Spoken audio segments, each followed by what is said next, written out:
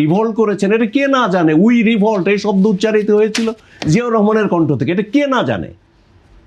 এবং রিভল্ট উনি একা করেন, জামায়াতের আমির বলছেন, কর্নেল ওলি বলেছেন। না না, এটা অসম্ভব। এটা কর্নেল ওলিও কখনো দাবি করতে পারবেন না। উই রিভল্ট এই বিপ্লব উদ্যানে দাঁড়িয়ে ড্রামের উপর দাঁড়িয়ে তিনি যে বিদ্রোহের কথা ঘোষণা করলেন, সেখানে ওলি সাহেবও উপস্থিত ছিলেন, অনেকেই ছিলেন। উই রিভল্ট এটা ঐতিহাসিক ফ্যাক্ট, এটাকে বিকৃত করবার কোনো সুযোগ নাই। বিদ্রোহ অনেকেই করেছেন, কিন্তু উই রিভল্ট যে ঘোষণা, এটা জিয়াউর রহমান করেছেন এবং সকলেই জিয়াউর রহমানের নেতৃত্বেই ছিলেন, তার অধীনস্থই ছিলেন, তার আওতাতেই ছিলেন, তারা সকলে মিলে করেছে, তারা এই বিদ্রোহের সঙ্গে তারা অংশীদার হয়েছে।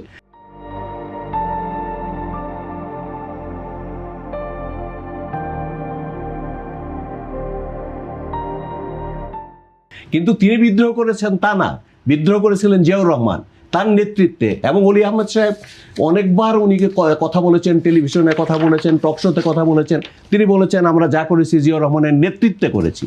তিনি নেতৃত্বে যেহেতু করেছেন, এবং এই উই রিভল্ট এই শব্দটা, তো এই শব্দগুচ্ছ উচ্চারণ করা হয়েছে, যেটা ওই জমাতের আমির সাহেব বলেছেন যে উই রিভল্ট, এটা আপনারা শুনেছেন অমুকের কণ্ঠে। আসলে অমুকের কণ্ঠে শোনা যায়নি। বিদ্রোহ করেছেন তারা, তো সবাই বিদ্রোহ করেছেন, কিন্তু উই রিভল্ট এই যে বিদ্রোহ করা, এই উচ্চারণ, এই নেতৃত্ব ইথারে যে ছড়িয়ে দিলেন এই বিদ্রোহের বাণী সারা মানুষের সামনে। এবং তার আগে তিনি সেনাবাহিনীকে নিয়ে, যে অংশ তার অধীনস্থ ছিল 8 বেঙ্গল রেজিমেন্ট, তাদের যে বিদ্রোহ, সেই বিদ্রোহ জিয়াউর রহমানের কণ্ঠে উচ্চারিত হয়েছিল। সুতরাং এটাকে বিকৃত করা, যদি না জেনে বলে থাকেন, তাহলে তার জন্য তার ভুল স্বীকার করা উচিত, ক্ষমা প্রার্থনা করা উচিত। কেন ইতিহাস কখনো বিকৃত করা যায় না, এবং ইতিহাস বিকৃতির কোনো ফলাফল পাওয়া যায় না। জামাতের কি ক্ষমা চাওয়ার কোনো নজির আছে? অনেকবার, অজস্রবার ক্ষমা চেয়েছেন তারা, সেটা আন্তরিক কিনা সেটা নিয়ে প্রশ্ন আছে। অজস্রবার, অনেকবার বলেছেন, কিন্তু যেভাবে ক্ষমা চাইলে যেটা মানুষ গ্রহণ করে সেরকমভাবে হয়তো চাননি। এই জন্য বারবার কিন্তু দাবি উঠছে তাদেরকে আবার ক্ষমা চাইতে হবে। তার মানে যদি কোনো ভুল হয়ে থাকে আমাদের কাজে, তাহলে আমরা ক্ষমা চাচ্ছি। এই যে যদি এবং হয়ে থাকে, এটা কিন্তু খুব স্পষ্ট কোনো কথা না। এবং বারবার তারা কিন্তু নিজেরা বলছেন না, তারা মনে করছেন না তারা ভুল করেছিলেন, কিন্তু তারা তো ভুল করেছিলেন। তারা ভুল পথের অনুসারী তো ছিলেন। এই যে ভুল পথের অনুসারী ছিলেন, কেননা সমস্ত জাতিসত্তা যখন একাট্টা হয়েছে, তখন অমুষ্টিমেয় কিছু লোক এটার বিরোধিতা তারা করেছিল। জামাত ইসলামী অবশ্য পাকিস্তানেরও বিরোধিতা করেছিল, পাকিস্তান প্রতিষ্ঠারও তো বিরোধিতা করেছিল, এবং বাংলাদেশ প্রতিষ্ঠার তারা বিরোধিতা করেছিল। এর মধ্যে তো কোনো সংশয় নাই, কোনো সন্দেহ নাই, এটা তাদের রাজনৈতিক সিদ্ধান্ত নিয়ে তারা সেদিন করেছিলেন।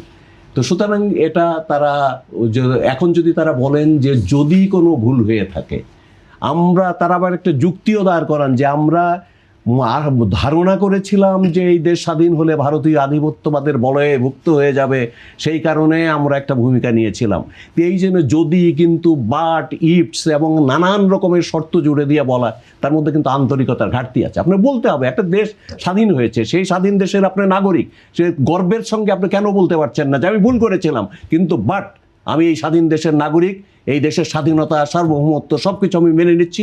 এই দেশের জীবনে মরণে আমি দেশকে সমৃদ্ধ করবার জন্য, বলশালী করবার জন্য, শক্তিশালী করবার জন্য, এই দেশ যাতে বিশ্বের সামনে মাথা উঁচু করে দাঁড়াতে পারে, সেটাই আমাদের একমাত্র ধ্যান জ্ঞান। ভুল মানুষ করতে পারে, ভুল একমাত্র করে না শয়তান এবং ফেরেশতারা, তারা ভুলের ঊর্ধ্বে, এবং আল্লাহ রাব্বুল আলামিন ভুলের ঊর্ধ্বে। তাছাড়া মানুষ ভুল করতে পারে, এই ভুল অত্যন্ত আন্তরিকতার সাথে স্বীকার করতে কোনো যে দ্বিধাগ্রস্ততা, যে আমাদের এই জন্য বারবার দাবি ওঠে যে আপনি ভুল স্বীকার করেন, আপনি ক্ষমা চান। তারা ক্ষমা চাচ্ছেন, কিন্তু ওই যে শর্ত ইফস অ্যান্ড বাট দিয়ে, যার জন্য মানুষের কাছে সেটা গ্রাহ্য হচ্ছে না, গ্রহণযোগ্য হচ্ছে না।